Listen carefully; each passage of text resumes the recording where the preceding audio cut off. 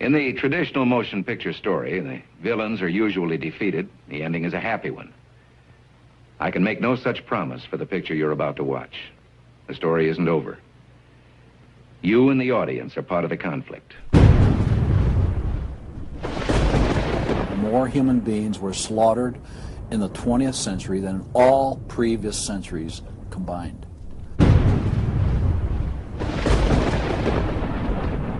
We're talking a congressional record, 135 million dead.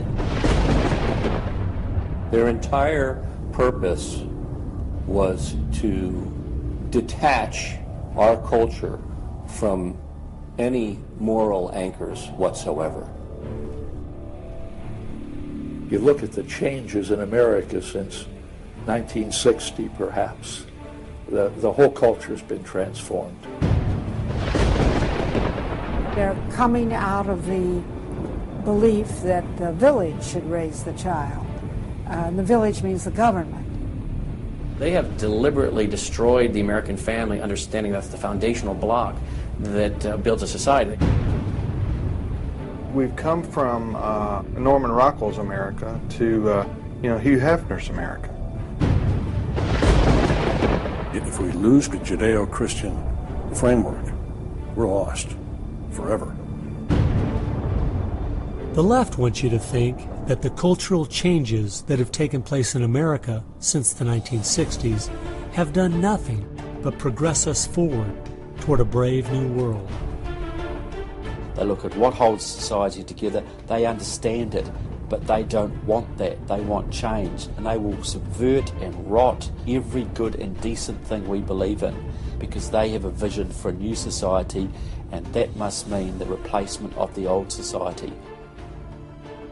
This film will show that the brave new world they seek is nothing more than the failed policies and ideologies of the communism that enslaved over a third of the world's population during the 20th century. It will show that most people on the left aren't communist, just the useful idiots Lenin spoke of, being used to promote a socialist agenda, which is the first and necessary step toward communism. They basically try to say that the state itself is ultimate, that there's nothing, no law higher than the state, and if there's no law higher than the state, there's no appeal against it. History has proven beyond any doubt that the free enterprise that freedom produces provides more for anyone willing to work than any other system. So why would the left still be pushing their socialist agenda on us?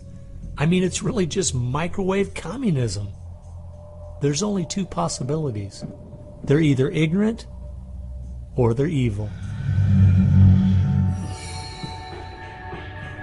From my investigation over the last 2 years into what has caused America's drastic decline, I'm sorry to say the left won't be able to use the ignorant card. They've left too much evidence of their agenda in their books, articles, and speeches. No, America has an enemy that is getting very close to accomplishing its plan of destroying the greatest country in all world history. Once people figure it out, they're going to do what people everywhere do. They're going to start protesting, and they're going to start revolting. And when that happens, that's when the powers that be feel threatened, and they use the power that they have.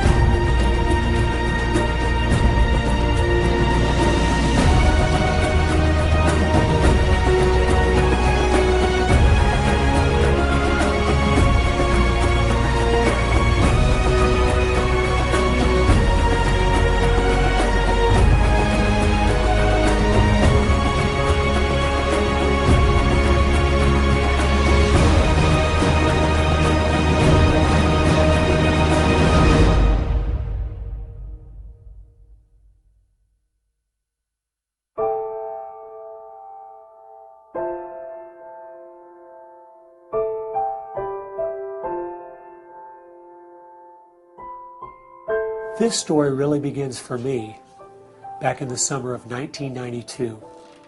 I got a phone call from an older gentleman I knew who was a writer, and he asked me if I'd go attend a meeting for him at the University of California, Berkeley. He told me that the Communist Party USA had recently split over differences of how to best take America down. Some were wanting to still work toward a violent revolution, while others were wanting to focus their efforts on using public policy to subvert America from the inside. He was curious what they had to say. I mean, after all, the Berlin Wall had just come down, the Soviet Union had dissolved, and the whole world was saying communism is dead. So why were they meeting, and what were they up to? I was in graduate school at the time, and the whole idea of slipping in undercover into a communist meeting sounded pretty neat, so I decided to go.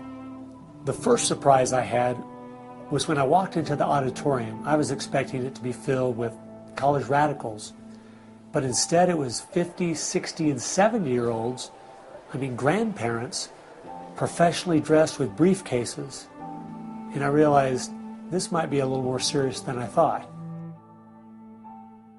As the weekend unfolded, I listened carefully as they outlined their plan and agenda and how they were going to infiltrate the institutions of America to influence us in the direction they wanted us to go. To destroy our families, they wanted to promote cohabitation instead of marriage. They wanted to try to get children away into government programs at the earliest age possible. And they also said they'd like to get behind the feminist movement because they felt it had been very successful in making women discontent with marriage and motherhood. To destroy business, they wanted to get behind the environmental movement. And in 1992, the environmental movement was very modest, but they thought it was the only vehicle capable of creating enough regulation and red tape to discourage business growth. And finally, to destroy our culture of religion and morality, they said, if we can get Americans to accept homosexuality, they thought it would begin to extinguish our traditional moral values Americans held. I remember thinking at the time, this plan doesn't seem very realistic. It's not something I'll need to worry about in my lifetime. It was 15 years later, I was appointed by the governor to be a state representative in the legislature. I'd only lived in my district for 2 years, so I thought it'd be a good idea if I wrote a monthly letter to the editor. Each month I wrote on a different topic. In January 2008, as I was contemplating what to write my letter on, I thought back to the meeting in 1992, and I thought of the goals they'd outlined and where America was today, and I couldn't believe how successful they had been. I mean, our families were totally disintegrating. The environmental movement had become the most powerful force for destroying our free markets, and hate crimes legislation was being considered in Washington, D.C. that made it a crime to even say anything against the homosexual movement. I realized people needed to know what was going on. After I wrote this letter, within days, people were protesting at the Capitol. It was a feature story on the evening news. Controversial comments have state legislators buzzing tonight. After a freshman lawmaker alleges the communist agenda has infiltrated mainstream America. It's the big story, live at 6. And over 40 letters to the editor had been printed in response to what I'd said.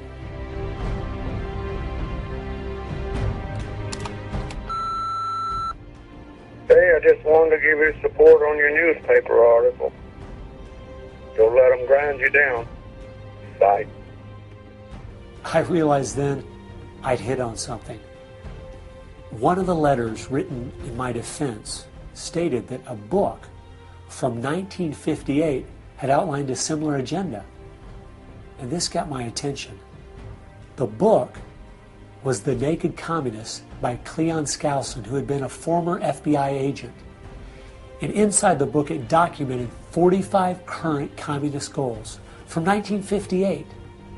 And as I slowly read through the list, seeing how specific their agenda had been to subvert us on the inside, I couldn't believe it.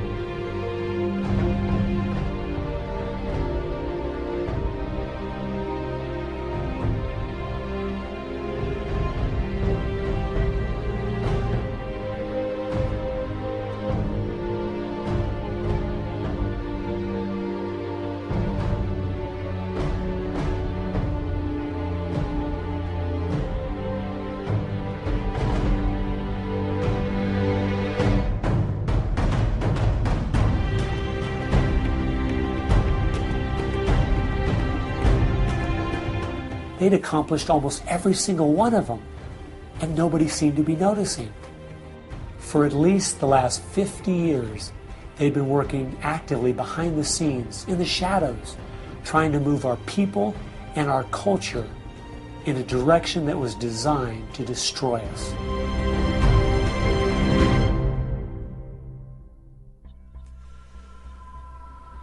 Someone needed to find out the truth of what had happened to our country. Could all of these very specific goals have been accomplished by accident? Or was there something there, under the surface, intentionally rotting away America's culture? I decided to go and get the facts from some of my favorite writers and speakers around the country. These are a few of the questions I asked them.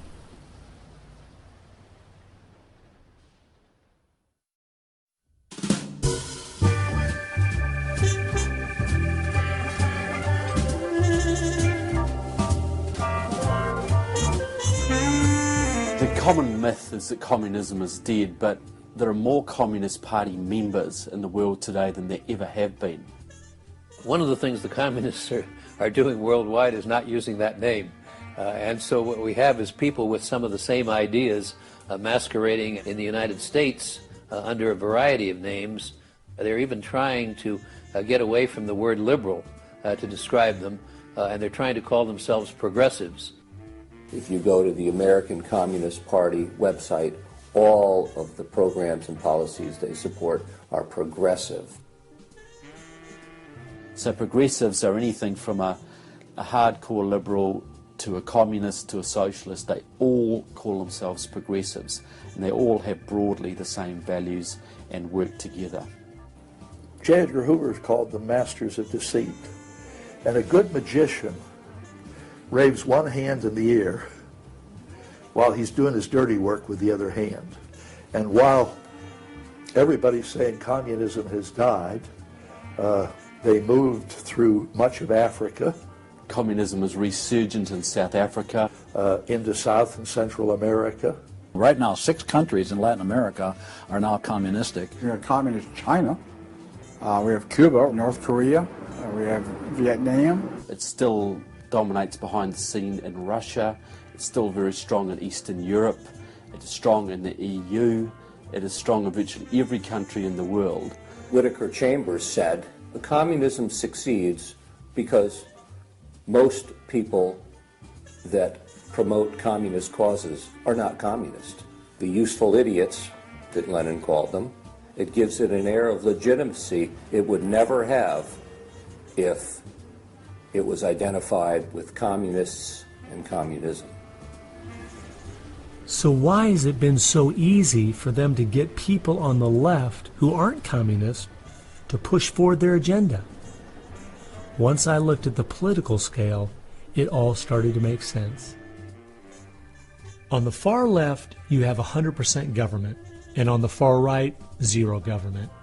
Anarchy is no government and doesn't make sense at all.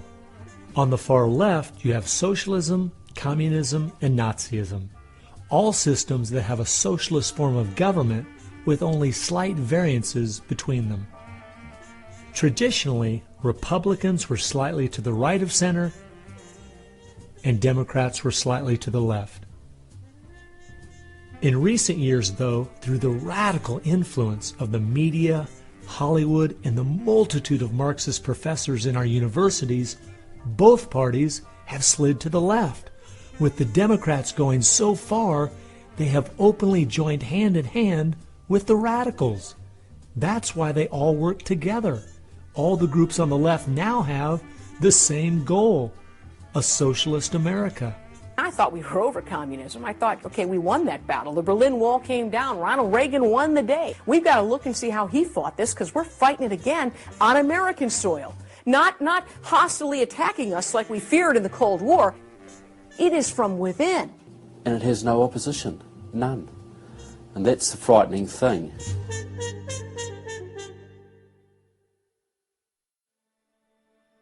I think it's pretty clear to see communism isn't dead. They now disguise it by calling it different names, but the ideas behind it are alive and well. Almost 1.5 billion people still live in openly communistic countries.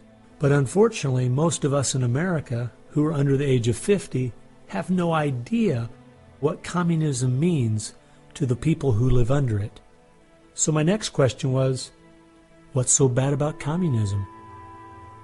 Communism is so evil. It's a completely tyrannical system. The whole history of communism is one of mass murder. Tens of millions of people brutally murdered by the communists. The mass murder of more people in times of peace in all the wars of history combined. Each of those countries where they have taken control, millions have been murdered. When you're asking for what is the legacy of Marxism, it is the greatest killing machine in all of human history. We're talking congressional record, 135 million dead due to communism. I think the real number is probably, when you add in abortions, over 500 million. The rulers lived rather well, and at the same time you had all kinds of people who were enslaved, put in prison, oppressed, so you had really the opposite of what they claimed was going to be the result of their revolutionary activities. You would think that if the 20th century was the most murderous of centuries, everyone would say, let's find out why. And the truth is, you can't even ask the question. It is verboten to ask the question because the ideas that brought about that mass murder are still being taught in our public schools today. I think one of the reasons this has happened is because there's so much confusion surrounding the word communism.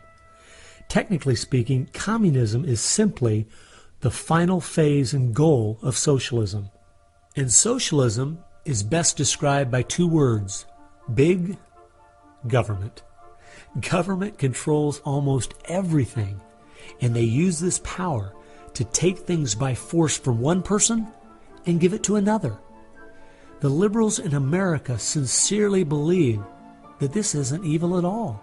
It is what will finally make things fair and just. There's only one problem that pulls some of us away from this wonderful utopian vision: history. From history we see that whether it was Hitler's National Socialism or Stalin's Soviet Socialism, socialism by whatever name and in all its forms is the ultimate evil. Sooner or later, it destroys everything in its path: law, morality, family, prosperity, productivity, education, incentive, and finally life itself. The problem with socialism is that it creates the conditions for a Stalin or a Hitler to come to power.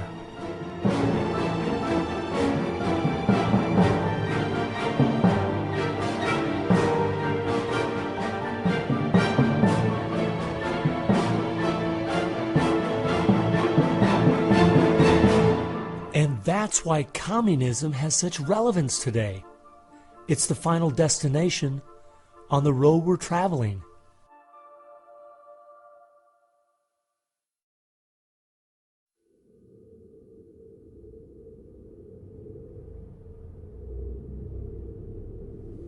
Friedrich Nietzsche tried to convince the world that God was dead.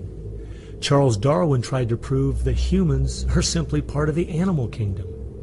And Karl Marx realized that the philosophies of Nietzsche and Darwin would legitimize his own philosophy of communism. He knew their ideas would justify the brutality and slaughter that would be necessary to implement communism worldwide.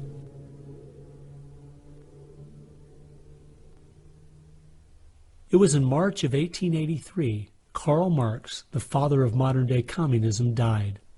The assumption that communism would die with him was a logical one, since only 9 people attended his funeral. In October of that same year in London, England, a group was forming called the Fabian Socialist Society. The Fabian Socialists decided that they were going to socialize the world incrementally. They call it socialism by evolution instead of Marxist socialism by revolution. It always worked in tandem with the communists. Some Fabians were also communist. There was a bit of interchange of membership. The Fabian socialists are slowly but surely bringing about the socialization of the world. Europe is pretty well done. They are now working in Latin America. Latin America is not just socialistic in many countries. They're all already Marxist. You have hardcore Marxists in Venezuela, in Nicaragua. El Salvador just went communistic, and of course Fidel is sitting right there laughing at this whole thing. And we haven't even figured this thing out yet. We don't even know there's a red plague coming up to meet us. We think that we're just going to watch the cartoons on Saturday morning and everything will be fine. They had a lot to do with bad stuff happening.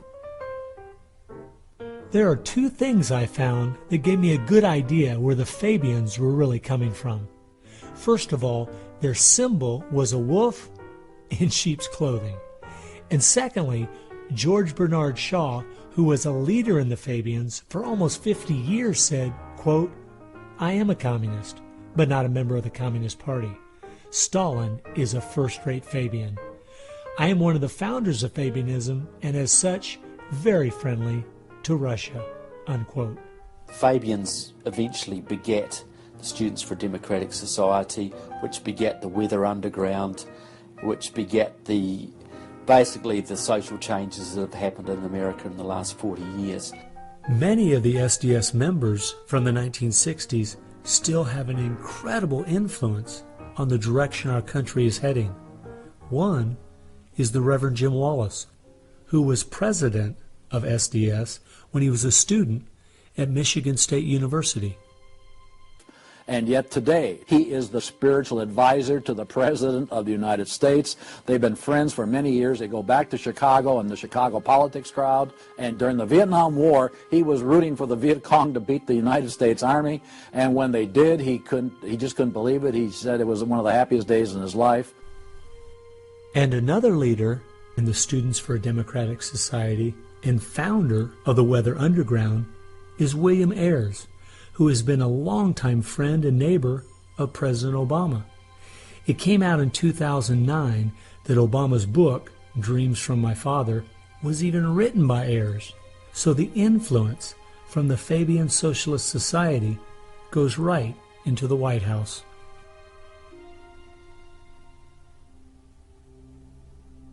The next group I found that has seriously impacted America's culture is the Frankfurt School.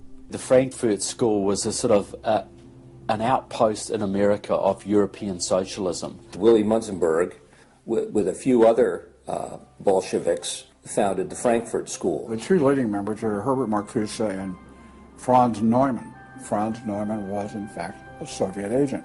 Their entire purpose was to stand the entire educational system of the West, and the United States in particular, on its head.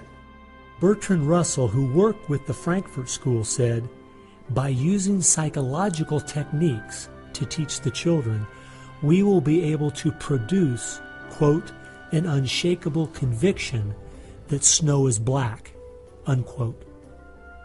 They established a school here. With the help of John Dewey. He helps bring these German intellectuals to America in 1933, drop them down at Princeton, Berkeley, Brandeis, to go after education and media. Included in those goals were the teaching of homosexuality and sexuality to children, the promotion of excessive drinking, and destruction of religion in the United States. That was a big one. And they basically started the social rot. Willy Munzenberg said, "We are going to make the West so corrupt it stinks." I love spending time with my family, July 4th, baseball, and apple pie, and my mind can't even comprehend that there were groups of intellectuals back in the 1930s plotting and planning how they could make America so corrupt it stinks. There are certain lines and certain limits, and the left has always pushed it as hard as they can, as far as they can, and will protect any pornographer, any deviant, any negative cultural form they can find. basically to degrade the culture. And that goes right along with the feminism of today, which was part of the Frankfurt School's desire to destroy a patriarchal society for a matriarchal society. In other words, remove the father as the loving provider, discipliner, discipler, leader of his home, where you instill virtues and integrity and modesty. That's been broken down on purpose because they knew if they could destroy the family, they could destroy a nation. And instead of having a father who leads and disciples and protects the home and provides for the family, the government steps in as a nanny state. The Frankfurt School developed the concept of cultural Marxism. Penetrate the culture, take it over, and then everything else will follow.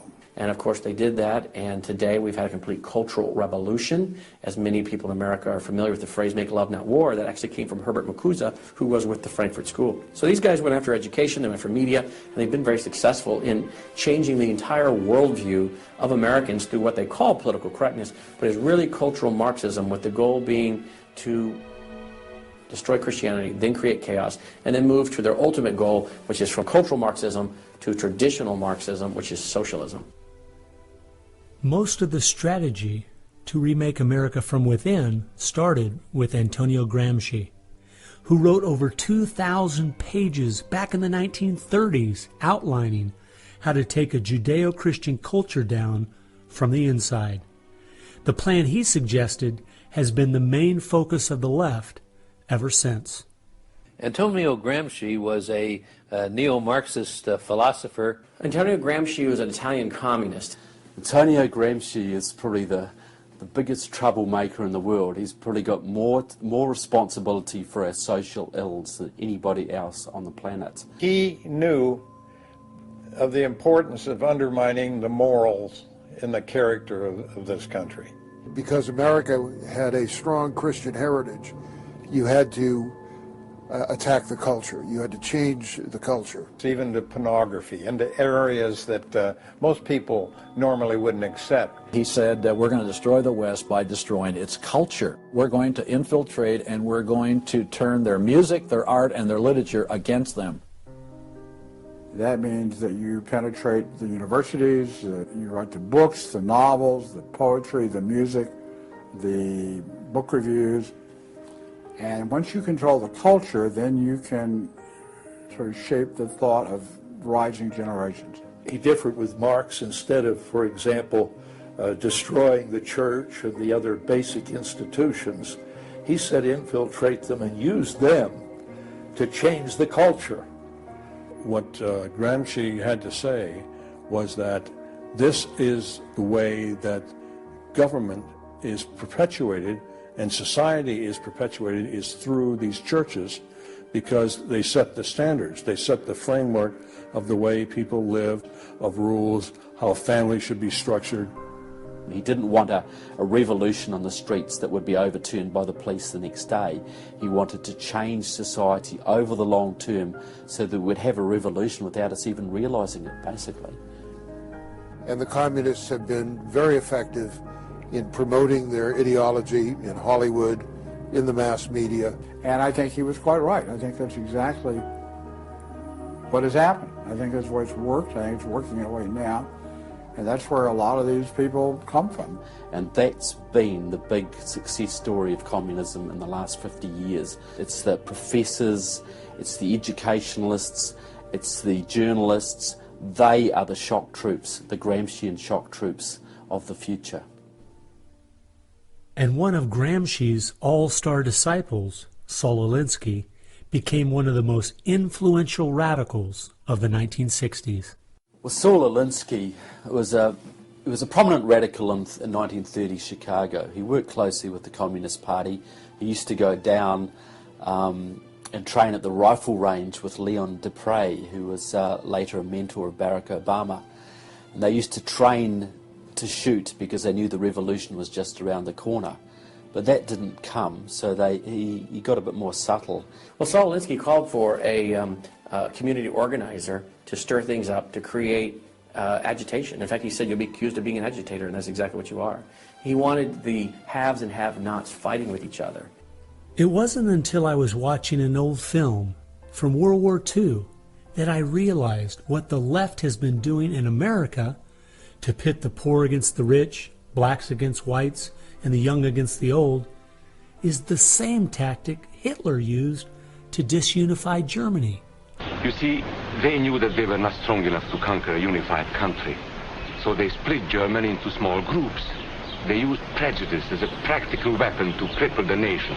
Remember that when you hear this kind of talk. Somebody is going to get something out of it, and it isn't going to be you. And they use the conflict as justification for more government to stop the chaos. So they create the chaos, and then they step in as a solution to the chaos. And as Francis Schaeffer said, once this chaos comes, most people will willingly give over to an authoritarianism because they don't want the chaos. His book was kind of the field manual, if you will, for these activist organizations. Which President Obama studied and taught at a workshop for 4 years in Chicago as a community organizer for ACORN. As I was reading through Rules for Radicals to see where he was coming from, I just happened to take a look at the dedication in the front of the book. And this is what I saw. Quote, "Lest we forget at least an over-the-shoulder acknowledgement to the very first radical, the first radical known to man who rebelled against the establishment and did it so effectively that he at least won his own kingdom, Lucifer," unquote. Saul Alinsky from Antonio Gramsci has had an incredible amount of influence on our president and on our society, and he dedicates his book openly to Lucifer, Satan. I think that says more about where their ideas and plans are based than anything else. You asked what Saul Alinsky's impact is on the leftist movement today, and it basically defines it. It defines it. Saul Alinsky took the best of Gramsci and the best of the Fabian socialist ideas, combined, repackaged, and sold them to the 60s radicals. After studying Alinsky, Richard Cloward and his wife, Frances Fox Piven, came up with what is today known as the Cloward-Piven strategy. Now, their idea was basically that to destroy society or destroy capitalism per se, they needed to overload the system. The idea was to get everybody you possibly could on welfare, to get everybody you possibly could basically milking the system in some way or another. It was called the crisis strategy, and it became very well known by activists and radicals in the 60s. They published an article in the May 1966 issue of Nation magazine called The Weight of the Poor, in which they outlined their strategy. Rathke read that article, and Rathke ended up starting what we now know today as ACORN. And of course, Cloward and Piven had been studying Saul Alinsky. So Antonio Gramsci gives us Saul Alinsky. Saul Alinsky gives us the Cloward-Piven strategy, this husband and wife that said, hey, let's collapse the American economy by implementing so many entitlements, so much of a welfare state at collapse. Rathke studied the Cloward-Piven strategy. He starts ACORN. And of course, ACORN gave us Obama. And to show what a small world it is, Wade Rathke, who started ACORN, was the draft resistance organizer for SDS, the group the Fabians started. They've used that strategy ever since to expand voting rolls, to expand welfare rolls wherever they can, basically just to overload the system, to increase the tax burden on the middle class, and basically bring capitalism one step closer to destruction. I guess we shouldn't be surprised that we still have open borders, that so many people are dependent on the government, and that the left keeps pushing these programs when all they've done is tear apart the black families in America and create generational cycles of poverty. The last group that has worked alongside the Fabians and the Frankfurt School using Gramsci's approach is the Communist Party USA. Probably the most important book on this subject is called Towards Soviet America by William Z. Foster.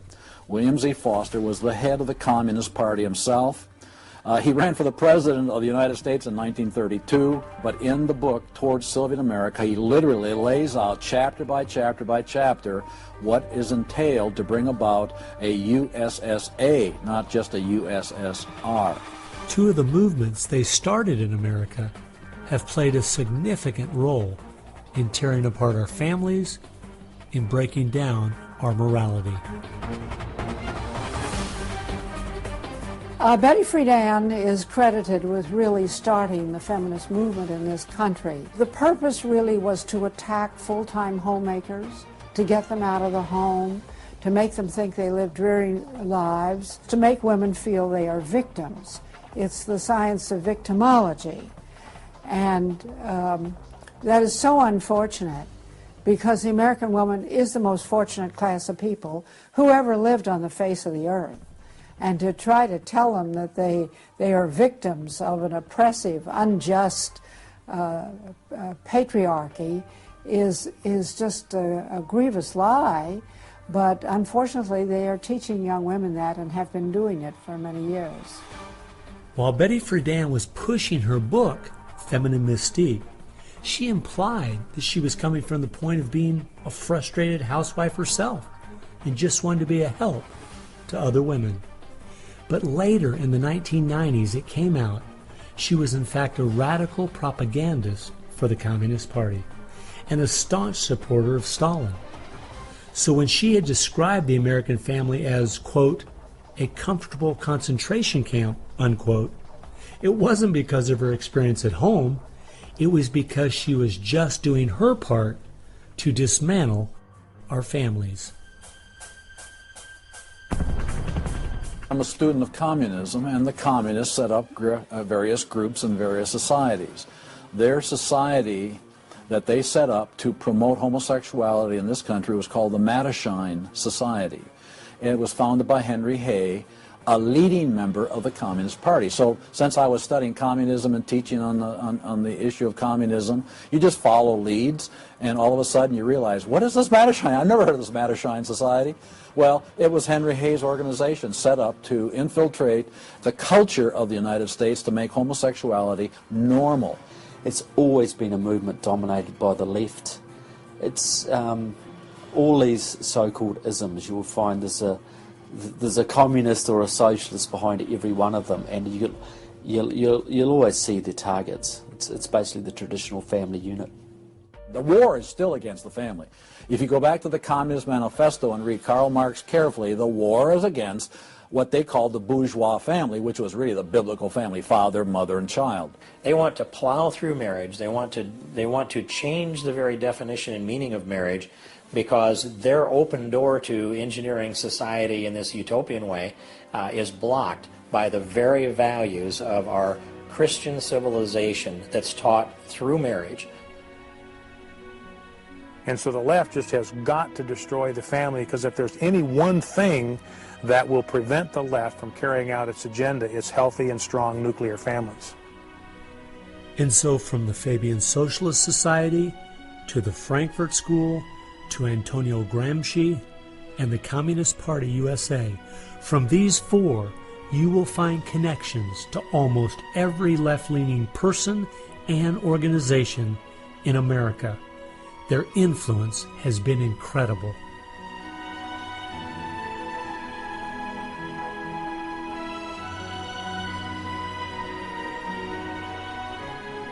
It was in the 1960s all the groups on the left seemed to realize Antonio Gramsci was right.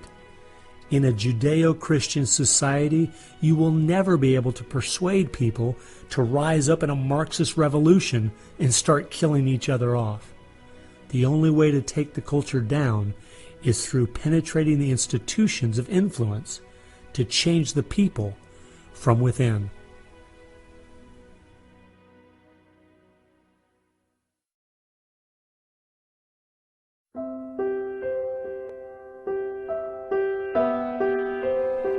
I guess the biggest surprise I had while studying these four groups was seeing that a large part of their agenda was trying to make us an immoral people.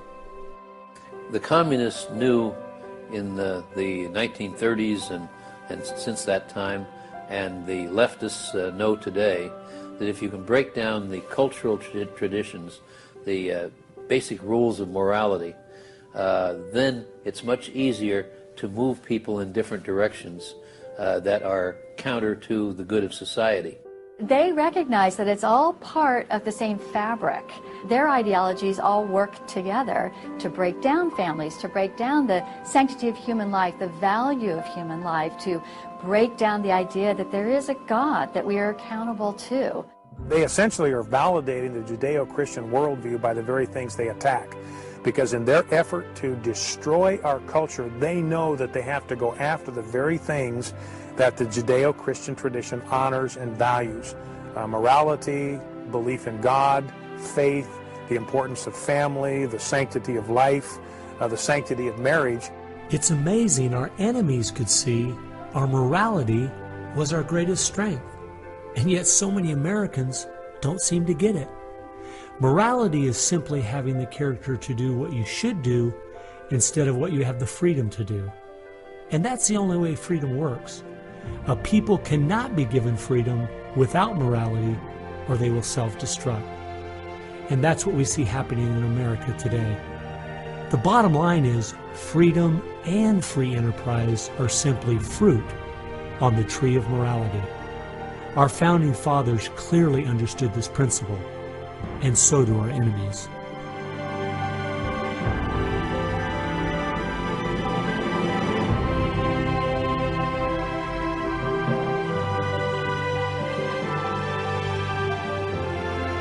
There is an important fact we need to face. If we had Ronald Reagan as president, low taxes, and a strong national defense, the ship certainly wouldn't be sinking as fast as it is now, but it would still be sinking.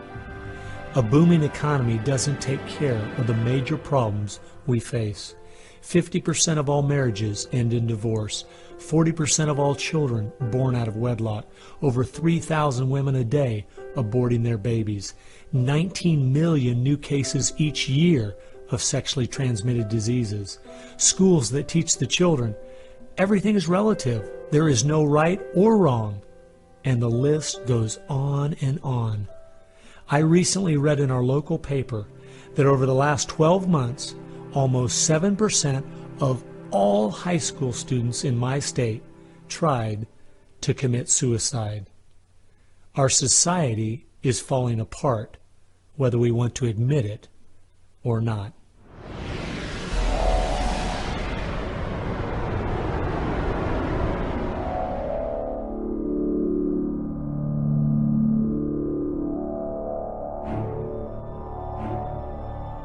Karl Marx had the insight to see that dethroning God and destroying capitalism went hand in hand.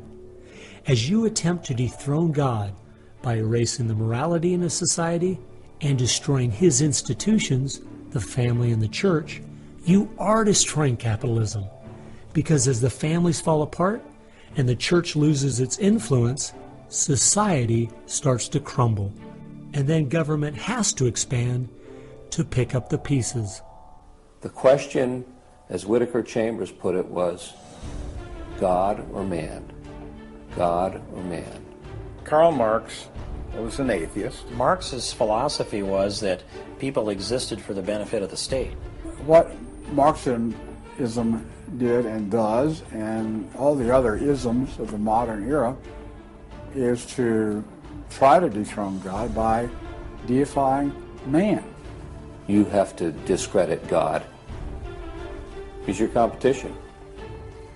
The 20th century ushered in several ideologies that sought to devalue God and elevate man. Communism, relativism, humanism, they all deny that there's a God, and they claim that by doing so they're really elevating man. But if you look at how each of those philosophies end up working out in real life, there are always some classes of human beings that don't deserve the same value or rights as anyone else. To turn it around, to believe in freedom, the way we have been raised, you have to believe that there's something precious about every human person. And of course that's from the Bible.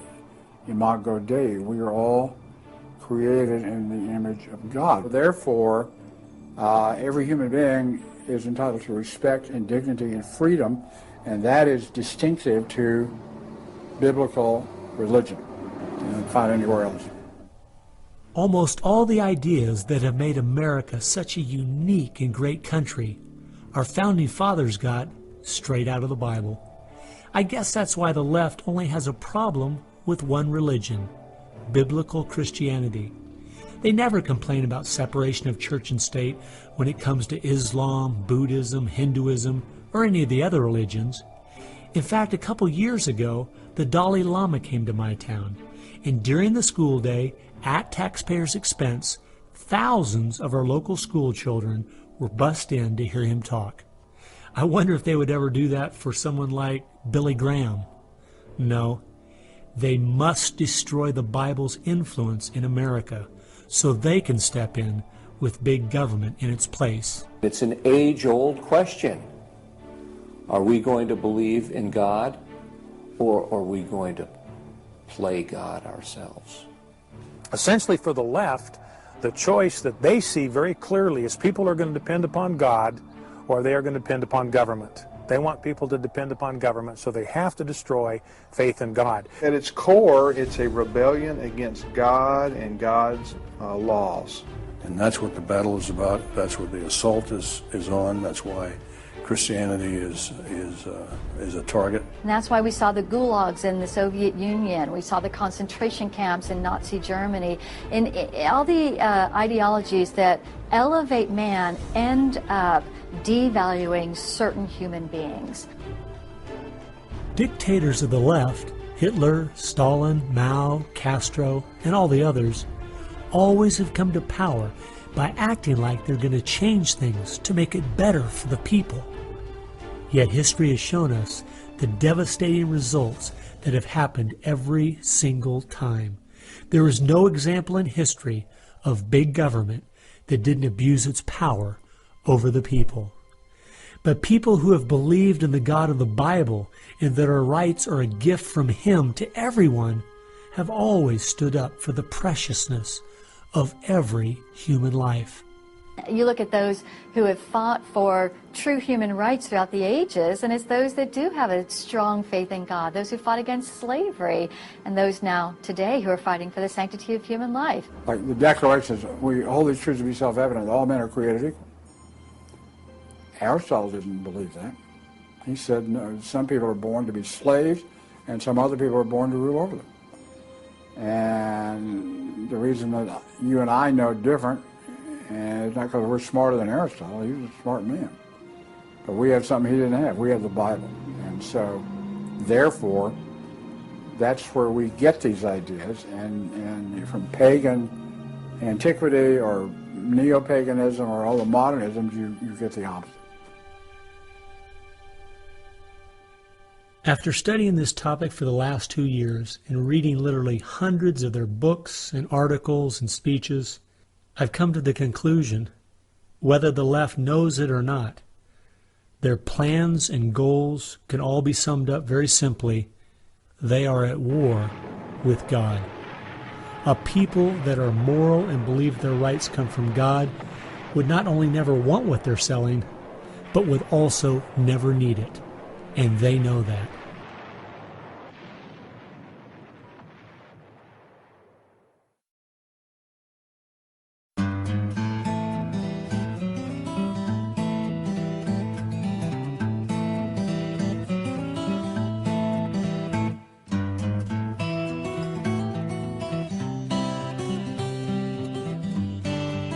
It's obvious if you're trying to subvert a country, you want to control the news. You want to control public opinion. A lot of people realize, well, there's a biased media, and most people know that. Even the Washington Post admitted it. Yeah, we were biased for Obama, so what? And when you enter into the equation, so what? That means the biases, the opinions of the reporters enter into what is news. They decide whether you have a right to know. And it's no longer a bias. They turn from just political bias to activism. They go to the places that influence, or I should say, where they can have leverage. Generations of journalists have been trained to interpret events, interpret the news, not report the facts, interpret the news. They do not deal in facts because facts aren't effective for them. They have very few facts on their side. They've gone into and penetrated these major areas to where they can influence it in the direction they want to go. We've seen a massive shift away from old-fashioned objective news reporting to what he called interpretive reporting, what others call advocacy journalism. And it's advocacy for a cause. And as a result, we have a news media in the United States that is extremely liberal at the present time. Which was a major, major goal, to control not merely the newsprint, but the television media and Hollywood. Stalin said himself, if I could control Hollywood, I could rule the world.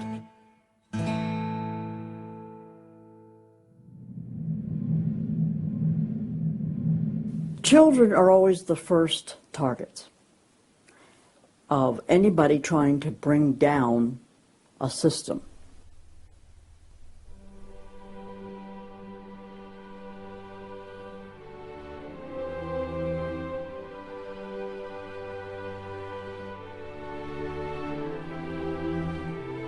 John Dewey is believed to be the most influential man in the whole area of public education. He went to Russia in 1928 to help study the Karl Marx way of education and bring it back to America. Dewey was an atheist. He was a socialist, a humanist. He was part of the Socialist Society in America, helped found that. What he believed in was that education should socialize the child to make him a willing tool of the state. It might be surprising to some that the man who is still idolized as the father of public education in America is the very man who did everything in his power to dumb down our children so that they would willingly accept his vision of a socialist America. It started with Dewey in the early 1900s.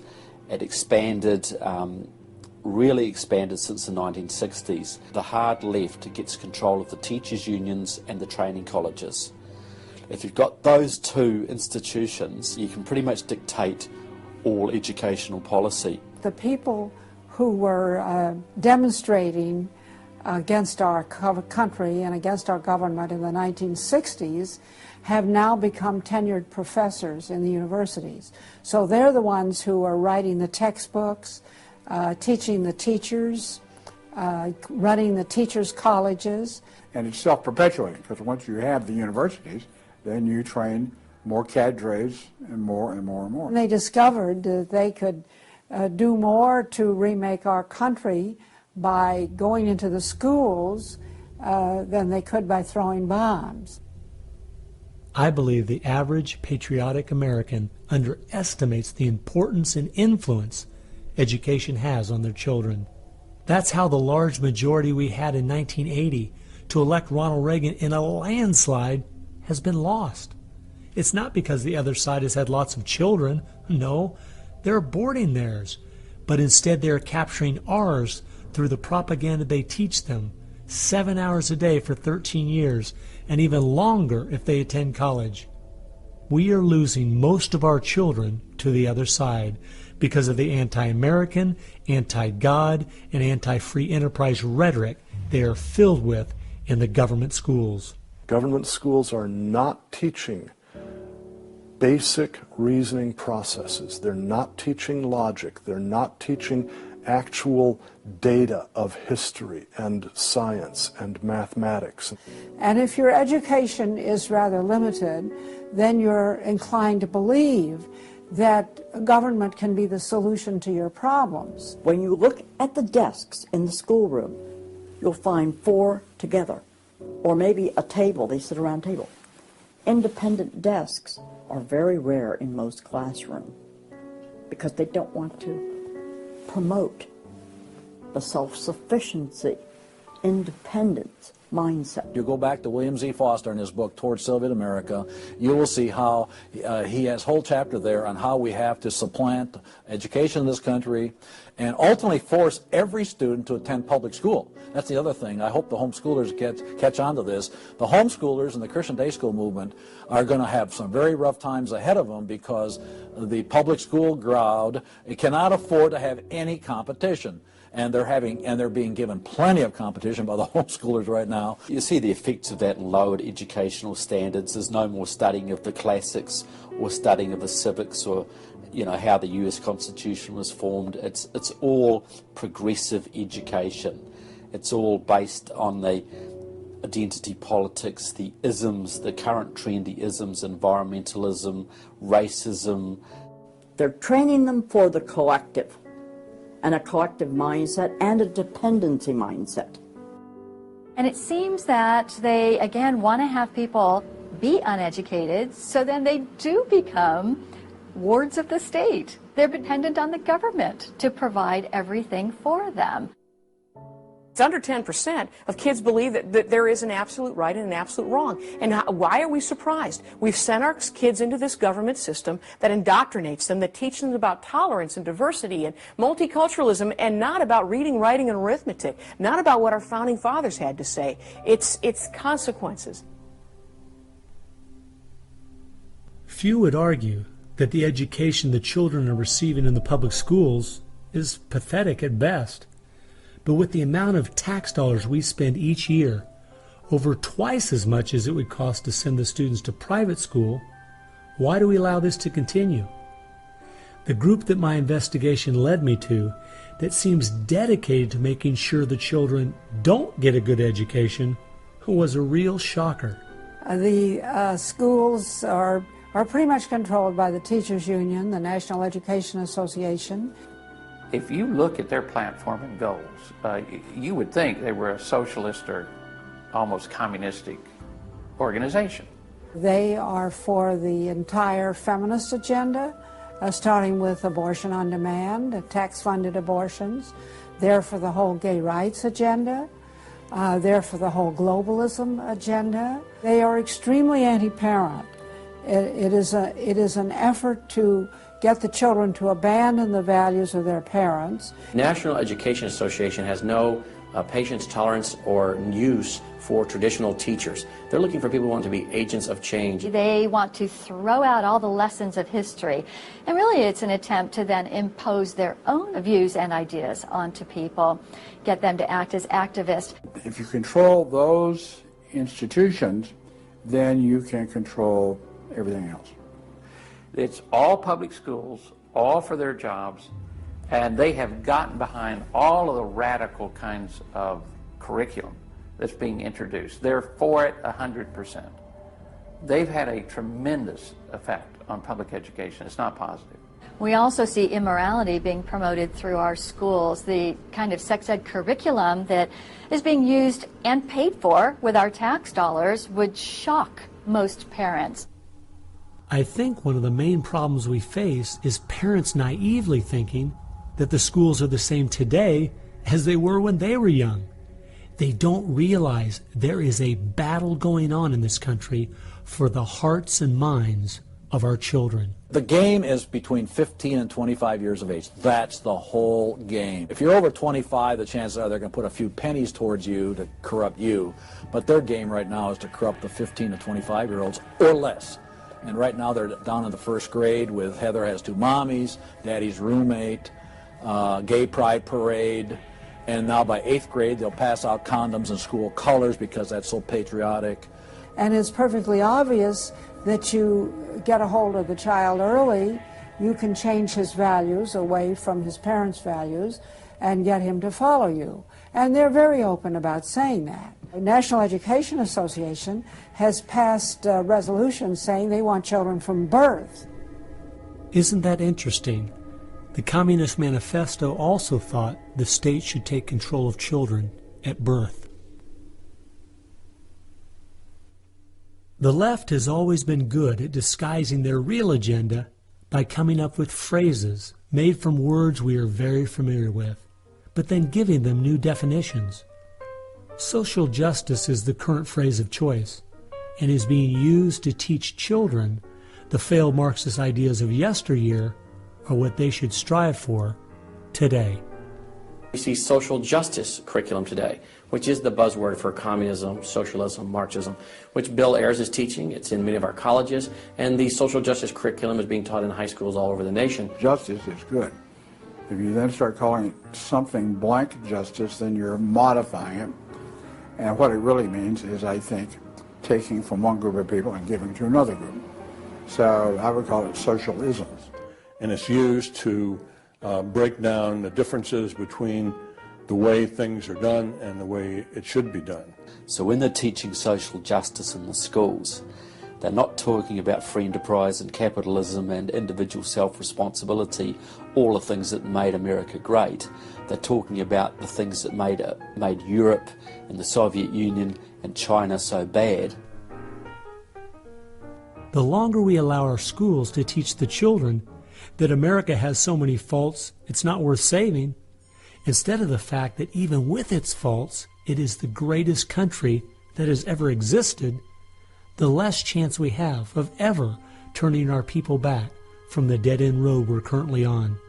A road that promises to give us a perfect world if we'll only give up our sovereignty and our freedom.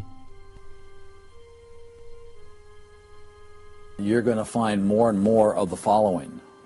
This is now called a world pledge. We no longer want the Pledge of Allegiance to the flag of the United States of America because that is considered nationalistic, and of course the socialists, communists, and the Marxists and the extreme left wing in the country want nothing to do with it. I pledge allegiance to the world, to care for earth, sea, and air, to honor every living thing with peace and justice everywhere. This came out, first of all, in Superior, Wisconsin. So Superior, Wisconsin was their guinea pig, and there was very little said against it, and so it would then go to the next and the next and the next, and before long you'll have the whole school system standing up saying, I pledge allegiance to the world instead of I pledge allegiance to the U.S. The public schools right now, if you'll read Towards Soviet America, have nearly accepted every item that William Z. Foster said we needed to place into the public school curriculum. And we're seeing the results. You know, people are not as informed as they once were.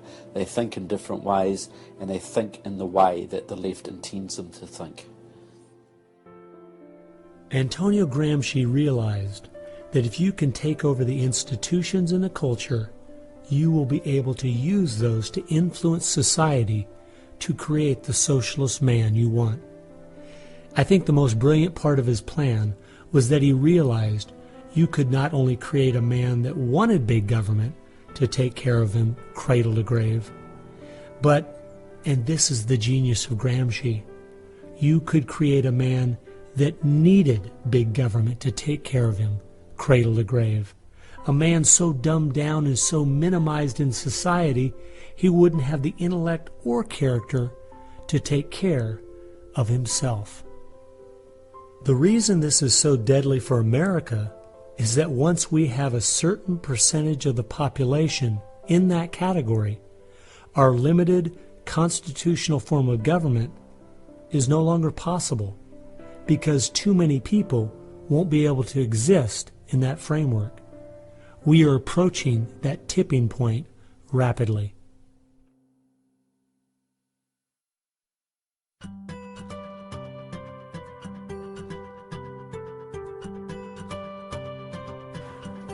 If you can persuade people that government should be in control of the distribution and use of energy, you can persuade them, or rather, you have persuaded them of the necessary and sufficient condition for government control of the most intimate aspects of our lives. One of the main thrusts of socialism these days is obviously through the environmental movement. You know, one hates to pick on Al Gore too quickly and easily, but I read the whole of his book, Earth in the Balance, Ecology and the Human Spirit, back in 1992 when it was first published. And if you know anything about the history of political philosophy, you read the last chapter in that called A Global Marshall Plan, and you understand that there is no way to implement what Al Gore was calling for in 1992 in that book except by means of totalitarian world government. Patrick Moore, who was a co-founder of Greenpeace, and he was a very dedicated environmentalist, quit Greenpeace when he realized that it had been captured by radical leftists who were intent on using the environmental movement as a vehicle to destroy capitalism. How many factories work when there's a power outage? None. You want to hurt business, you want to drive down industrial production, you just drive up the prices of energy, you just diminish its availability, and the easiest way to do that is to make people scared to death of the cheapest forms of energy, which are fossil fuels, oil, coal, natural gas, and nuclear energy. They had already made people afraid of nuclear because of irrational fears of nuclear reactor meltdowns, which were physically impossible anyway. But then they had to figure out a way to make them afraid of fossil fuels. Well, the way to do that was to say they're going to cause catastrophic global warming. So I used to think this was just one great big distraction. If they want to put their energies toward the environment, but now I see that this is now being turned around and used as a tool to further a socialist agenda. Charles Rubin, a political scientist who wrote the book The Green Crusade, has told this story extremely well. Environment comes from a French word meaning surroundings. Well, now, what is surroundings? Everything around you, right? And so, as Rubin points out, environmentalism is literally everythingism. And so, if you were a socialist, committed ideologically to the notion of government having control of everything about our lives, and you saw that you were losing the contest in terms of the creation of wealth and its distribution to capitalism, you had to find some other basis on which to promote your vision of government and to pursue its implementation. Environmentalism, or everythingism, was the perfect card. In December of 2009, when the ClimateGate scandal broke open and it became public that even the leaders of the movement knew the whole global warming idea was a farce, it wasn't them just having bad data, we as Americans knew once and for all that this movement was simply part of their agenda. It's my guess that regardless of the evidence that comes out against them, they will not let this tool they have waited the last 100 years for go to waste. A tool that gives them the absolute power and control they want, but allows them to get it under the guise of saving the planet.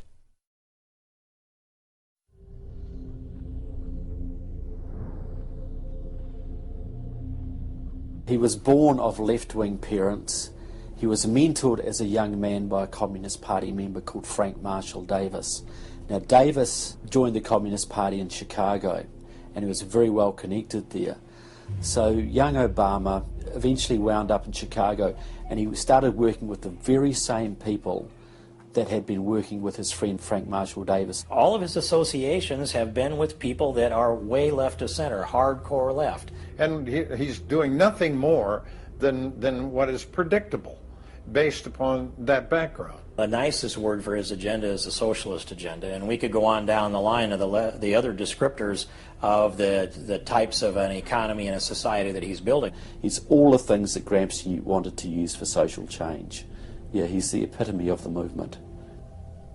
If you think there's no way that so few could be so effective, consider this.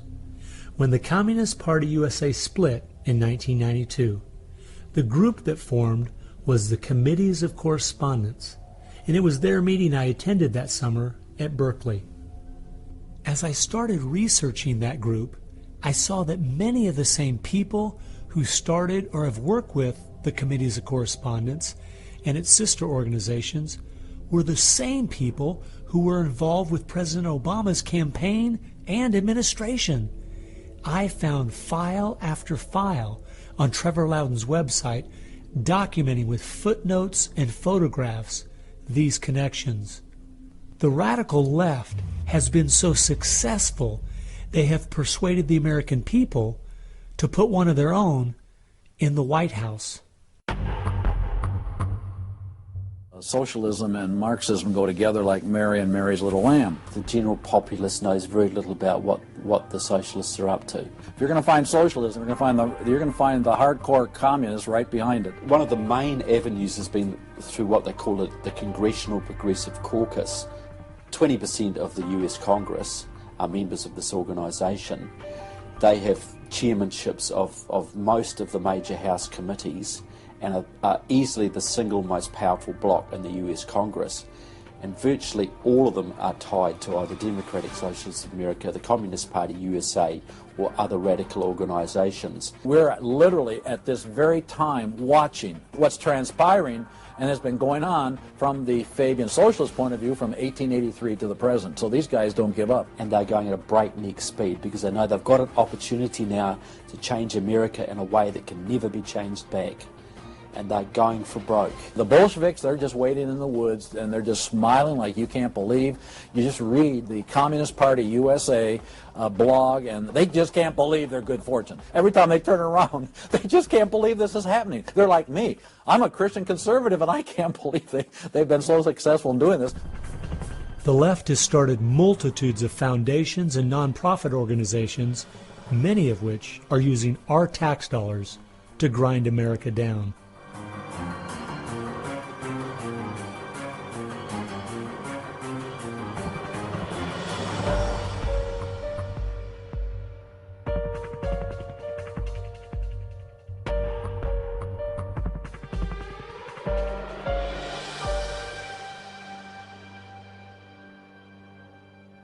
They use all kinds of patriotic words to masquerade an extreme leftist orientation, which, if anything, would enslave the people in the same kinds of things with the same kind of ultimate results as communism had. The communists will let the socialists go so far, and then ultimately the communists really turn on their fellow socialists and they wipe them out too. And their attitude, I think, is really probably pretty close. They figure, look, if these socialists betrayed their own country, the chances are, once we get in power, they'll betray us too. So they'll figure, let's just rub them out right now. And at a given point, you'll see in the history of communism that they've been very effective in rubbing out their fellow socialists who brought about their socialism before the Bolsheviks and the hardcore communists with a capital C took them over. One thing we do really have to recognize is this is a domestic enemy. This is not just people with different ideas. These are not just nice folks who have funny, silly ideas that they will eventually figure out are just not very mature. No, these people are dangerous, dangerous enemies, and they are intent on overthrowing this country and imposing a socialist system that will mean extreme hardship for the vast majority of people in this country. That's true with them constantly seeking to re-engineer society so they reach this level of utopian perfection. Where we, on the other side, we advance the idea that this is about the cause of freedom, and if it hadn't been for Jesus Christ, there never would have been a United States of America, because the inspiration for freedom drove our founding fathers. They were informed by their faith, and I believe guided by the hand of God.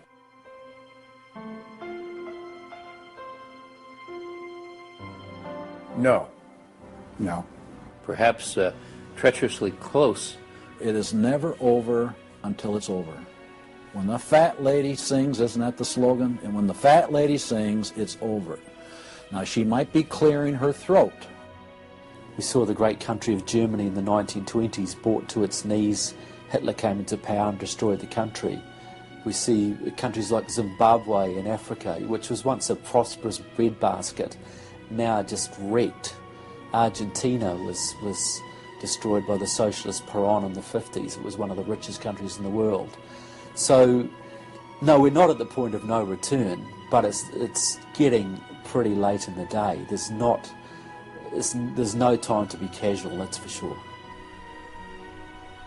We've spent too many years thinking, because we have Republicans in office, or the stock market is doing well, that everything's okay. This is why the left has gained so much ground. It doesn't matter who's been in office. They've just continued pushing forward with their agenda. Well, I believe this is our last chance to push back.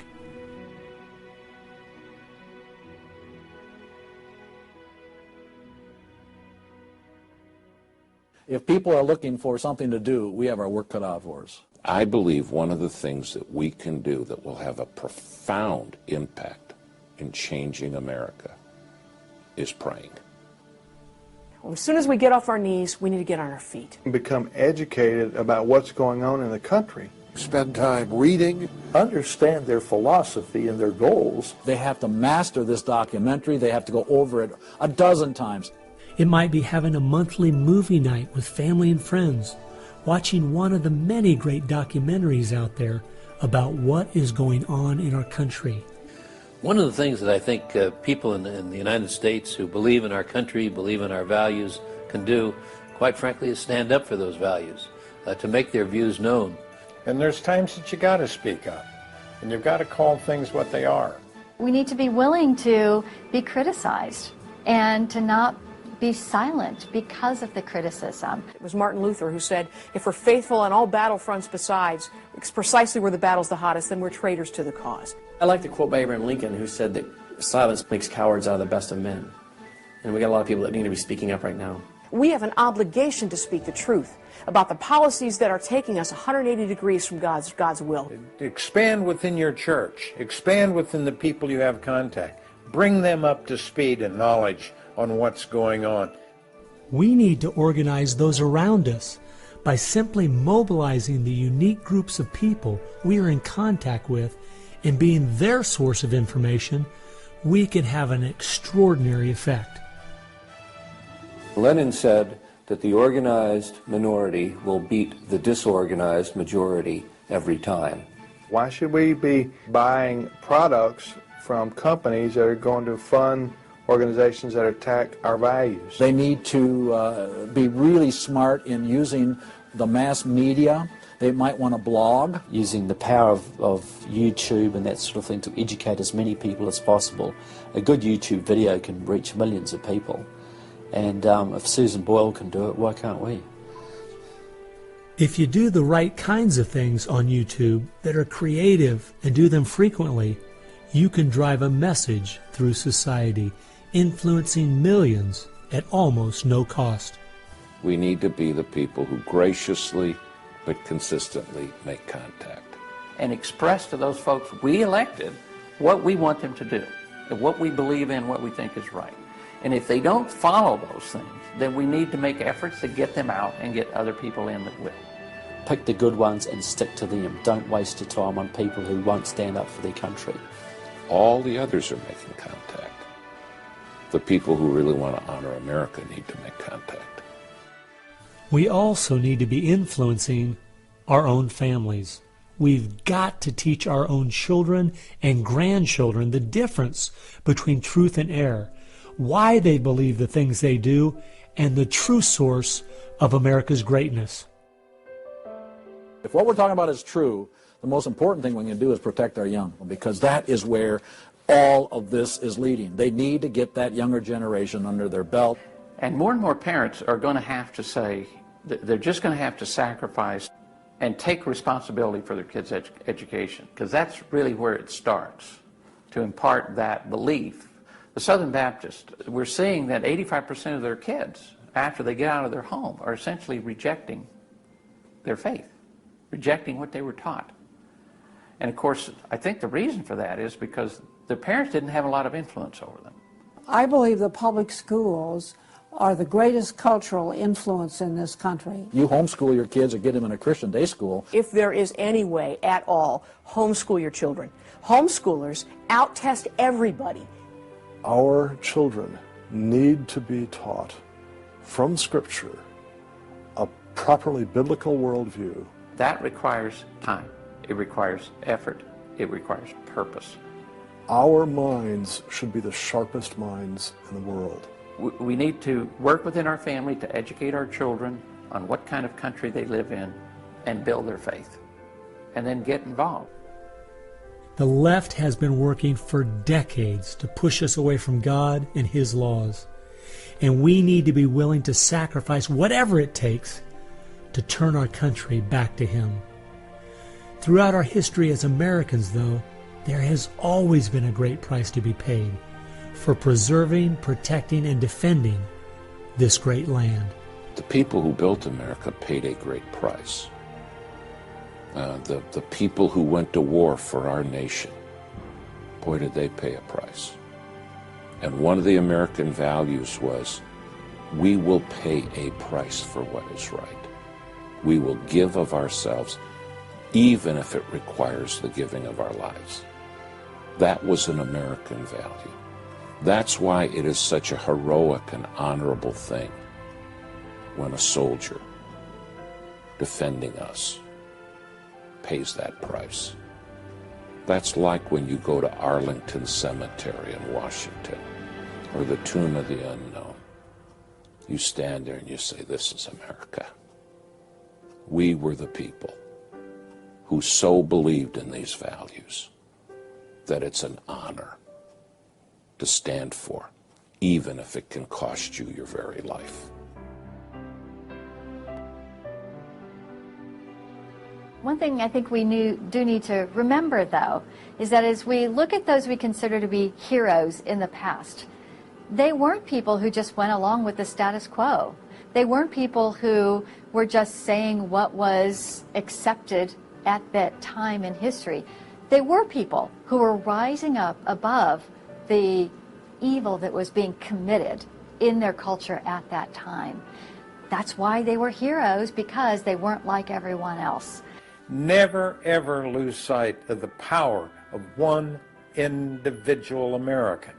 They can have an unbelievable magnifying effect just by the very fact they make up their mind to do so. The hope is in this, as Francis Schaeffer said, that as the dull ache of the human soul can no longer be filled with material prosperity, people are going to turn to spiritualism, whether it be pagan spirituality or biblical Christianity. We know, according to the Denver Post, June of 2008, pagan spirituality is doubling in America every 18 months. So we better get out there, because I'll tell you, pagan spirituality and Christianity will both get you to God, but one will get you there as your judge, as your Savior. If we humble ourselves, we fall to our knees, if we seek His face, we pray, and we turn from our wicked ways, then we have a chance for God to hear from heaven, to forgive our sins, and heal our land. And if we are being judged, then we need to use this as an opportunity to show people that this judgment in this life is nothing compared to the judgment that's to come, that's eternal, and really make them understand the importance of fleeing God's wrath by accepting Him, repenting of their sins through faith and repentance. I believe that's the only chance, the only hope we have as a nation. Hope is not found in rhetoric. Hope is found in God, the God of creation. And you know what? Our founders were in covenant with that God. You need a dedicated, informed, praying Christian making things happen and being determined to do so.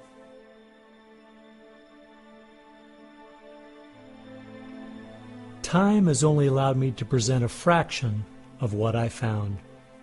The reason I called this film Agenda is because I wanted to make a clear distinction between what I was researching and all the conspiracy theories out there.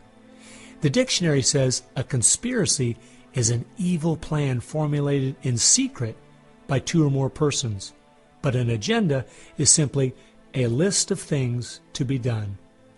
At every turn of my investigation, I found agendas by people and groups of the left outlining their plan in their own words. They've been doing most of this right out in the open. Some of you might be thinking, these Marxist ideas aren't the most serious threat we face.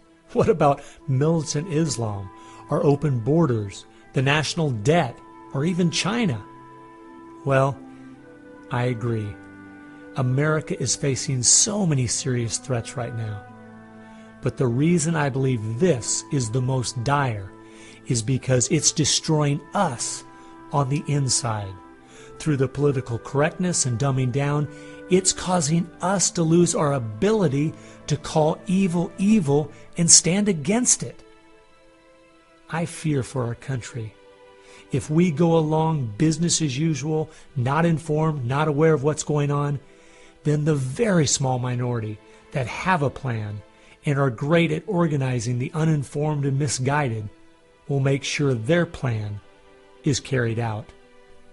I hope you realize it won't just be your children and grandchildren that pay the horrific price of living in the society they're trying to create. No, it will be far worse than that.